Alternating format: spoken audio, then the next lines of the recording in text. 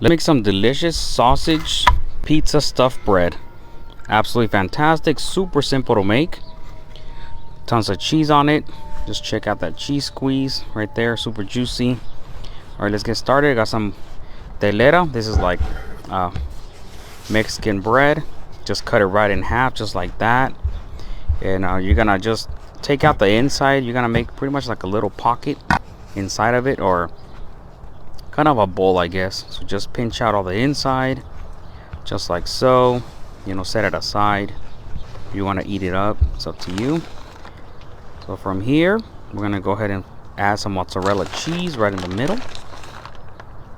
And after that, we're gonna remove the casings from some sausages. These are sweet sausage. Remove the casing, and we're just gonna flatten that out all over that bread on the top. And these sausages are raw, so but it's all good. They're gonna cook all the way through. So from right here, just take out the casing like that and smash it all over the bread. And what you want to do is cover the edges of the bread really good with all that meat. That way the bread does not burn. So just keep doing that all the way around, just like so.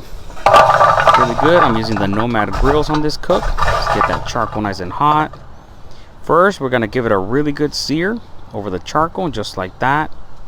And once I get the color that I really want, then I'm gonna place them opposite of the heat, close up that grill to finish cooking at an internal temperature of 145. So just lay them down. You gotta rotate them. You can do that as well. This is how they're looking like. Really nice char now, but of course they're not fully cooked yet. And I used an instant read thermometer that gives me the right temperature, so I don't pull them out when they're not done. So I'm gonna close up that grill and let them go for at least 15 or so minutes.